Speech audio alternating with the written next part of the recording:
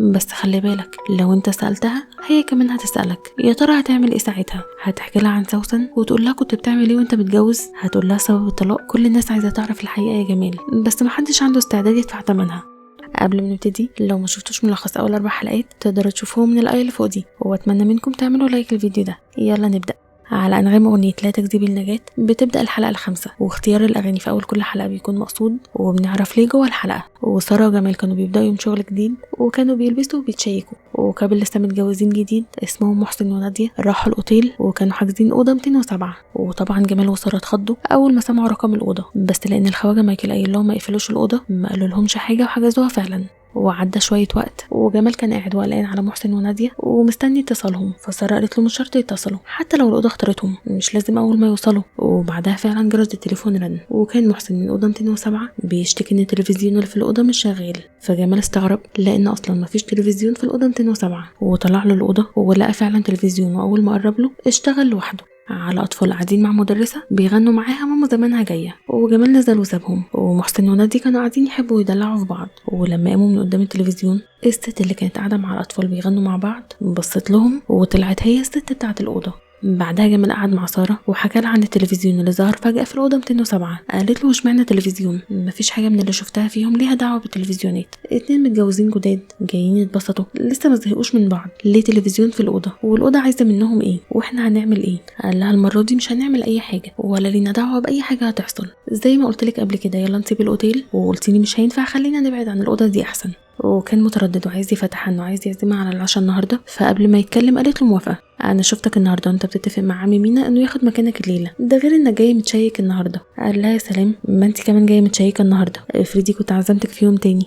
قالت له لو ما كنتش عزمتني النهارده انا كنت عزمتك. وساره وجمال كانوا في مرحله الاستهبال الاولانيه دي، وجا وقت العشاء ومحسن ونادية خرجوا سوا وهما بيهزروا وبيضحكوا، وطلبوا من مديحه تنظف الاوضه. فمديحه راحت قالت لعمي مينا وهي خايفه، فطلع معاهم علشان ينظفوا الاوضه. واثناء ما هما بينظفوها عمي مينا شاف في اللوحه اللي بتتغير في البرواز بنت صغيره قاعده وخايفه وماسكه عروسه، والعروسه دي نفس شكل العروسه اللي عمي مينا محتفظ بيها في الدرج بتاعه. والتلفزيون اشتغل لوحده، وعمي مينا شاف في حاجه استغربها واثرت فيه واخد البنات وخرجوا من الاوضه. وفي نفس الوقت ساره وجمال خرجوا سوا، وساره طلبت من جمال انه يبطل سجاير علشان بتضره، ولانها شايفه انه مخرجها في مكان غالي ما طلبتش اكل واكتفت بالمشروب. واتكلموا وهزروا سوا، وبعدها جه على الترابيزه اللي جنبهم حبيب ساره القديم، وساره اتفاجئت وقامت وسابت جمال ومشيت، وهو ما كانش فاهم هي عملت كده ليه. محسن ونادية رجعوا الأوضة وهم برضو بيحبوا وبيدلعوا في بعض، وبعدها سابت وقامت علشان تجيب حاجة يشربوها. وأثناء ما هي بتحضر المشروب ده التلفزيون اشتغل لوحده، وجاب نادية وهي بتحط سم في مشروب محسن،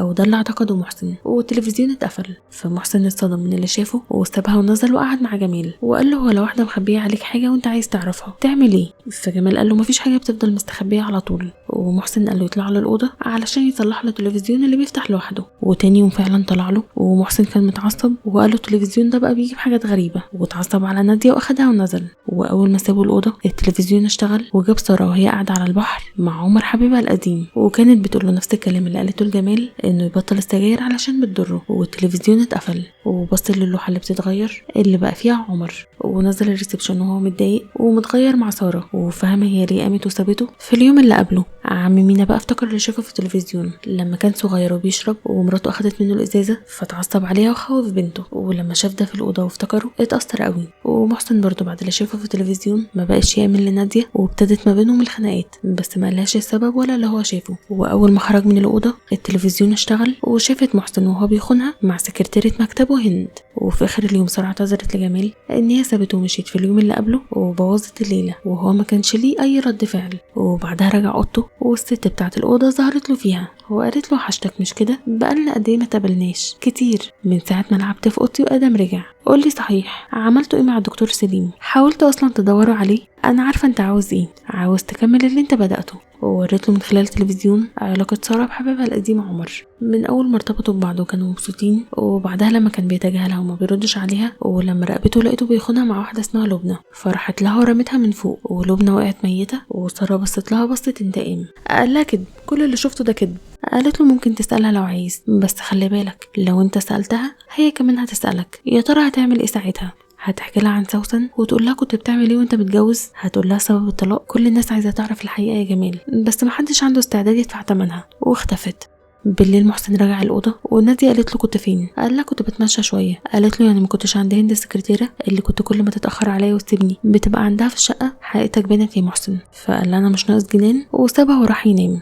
وأول ما ساب التلفزيون اشتغل ووراها محسن وهو بيخونها مع هند. وتاني يوم نزلوا هما بيتخانقوا وجمال وسارة وعم مينا هدوهم، وسارة اخدت نادية وقعدت معاها وقالت لها عرفت حقيقته طلع بيخوني، انا شفته معاها، وحكت لها عن اللي حصل في الأوضة واللي التلفزيون بيوريه لها. ومحسن قعد مع مينا وجمال وقال لهم تخيلوا عايزة تخلص مني علشان تورثني، ده اللي انا شفته في التلفزيون، وبرضه حكى لهم اللي حصل. بعدها عم مينا طلع الأوضة والتلفزيون اشتغل ووراله ميري بنته وهي بتعدي الطريق وعملت حادثة، فخاف عليها قوي وعيط. وبعدها ظهرت له ميري بالشكل ده وقالت له شفت يا بابا، شفت عملت فيها ايه؟ فخاف وطلع جري من الأوضة. وجمال تحت اقترح على نادية ومحسن انهم يسيبوا الأوضة، بس هما الاتنين كانوا مصممين انهم يقعدوا فيها. ولما طلعوا الأوضة سارة قالت لجمال انت شفت ايه في التلفزيون؟ انا فهمت كل حاجة. قال لها شفت عمر واللي حصل ما بينكم، وفهمت انت ليه خليتينا نمشي يوم ما خرجنا سوا، وشفت اللي حصل للبنى. وسابها ومشى.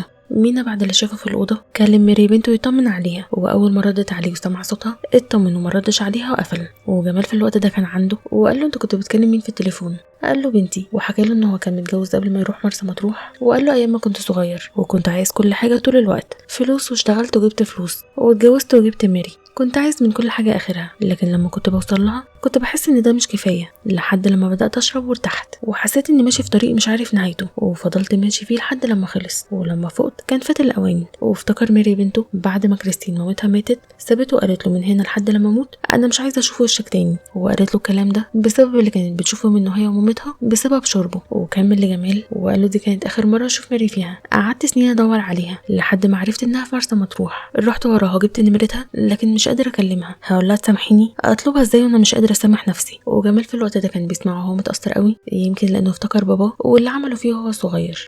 أوضة 207 نادية فضلت قاعدة قدام التلفزيون ومستنياه يشتغل، ومحسن كمان راح وقعد معاها. وفعلا التلفزيون اشتغل ووراها محسن وهو بيقتلها، وبدأوا يتخانقوا سوا ولموا الفندق كله عليهم وما كانوش راضيين يفتحوا لحد. فجمال فتح عليهم الباب لأنه خاف يعملوا حاجة في بعض. ولما دخل محسن ساب الأوضة ونزل، فجمال أخد التلفزيون ونزل، واللوحة اللي بتتغير في الأوضة بقى مرسوم فيها طفلة في المدرسة حزينة لأن أصحابها بيتنمروا عليها.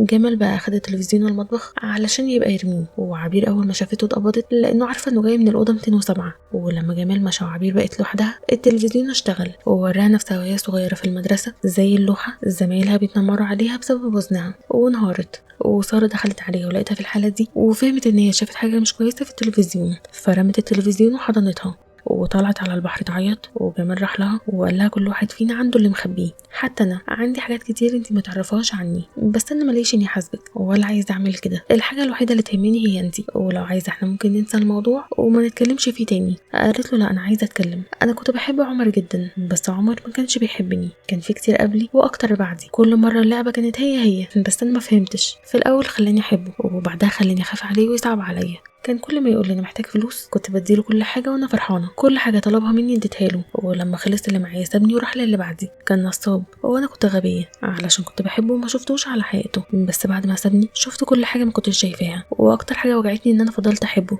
لقيت نفسي بدور عليه في كل حته علشان اشوفه حتى لو من بعيد. فضلت كده سنه وشويه، ولبنى كانت صاحبتي لحد لما عمر خلاها تحبه، انا حاولت الحقها وافتكرت لما راحت للبنى وحكيت لها حقيقه عمر وان هو نصاب، لبنى اتصدمت فيه لانها ضحت كتير وخسرت كل حاجه علشانه، وقالت لها انا مش عايزه اعيش، وهي اللي انتحرت مش طرة اللي رمتها زي ما الست بتاعه الاوضه ورت لجمال.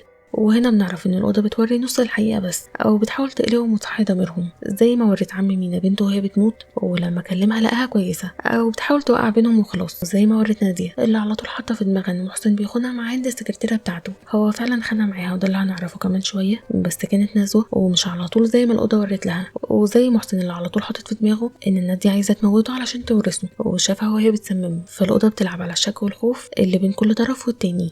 محسن بقى راح جاب لنادية بوكيه ورد علشان يصلحها، والتلفزيون اللي في الأوضة اللي جمال كان راميه ظهر مكانه تلفزيون جديد اتفتح لوحده، ونادية شافت فيه محسن وهو جايب لها بوكيه ورد وحاطط فيه مسدس وقتلها، فخافت وراحت تدور على أي حاجة تدافع بيها عن نفسها قبل ما محسن يوصل ويقتلها، ومسك السكينة ومحسن فعلا وصل، ولما لقاها ماسكه له السكينة اتأكد ان هي فعلا كانت عايزة تقتله، واتخانق معاها وقال لها عايزة تقتليني علشان تورثيني، والصوت وصل لجمال وسارة وطلعوا لهم وهدوهم.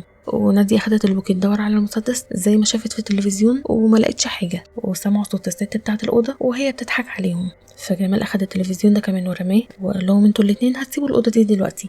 ونزلوا كلهم تحت، وجمال قال لسارة في حاجات انت كمان ما تعرفيهاش عني، انا كنت متجوز قبل كده وطلقت، انا وسوسن اتطلقنا علشان كنت بخونها كتير، علشان كده مش عايزه اكرر غلطه زمان وابدا حاجه معاكي ويكون في بينا اسرار.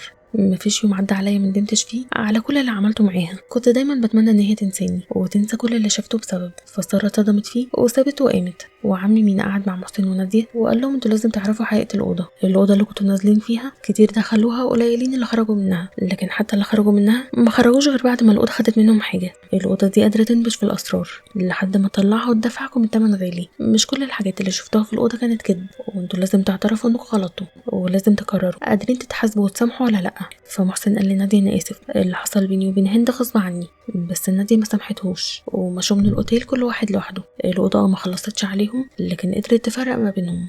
جمال بقى عرف عنوان ميري بنت مينا وجابها له هي وبنتها كريستين، وفرح بيها قوي، كانت وحشه جدا، وطلب منها ان هي تسامحه، وادى بنتها عروسه ميري اللي كان محتفظ بيها كل السنين دي.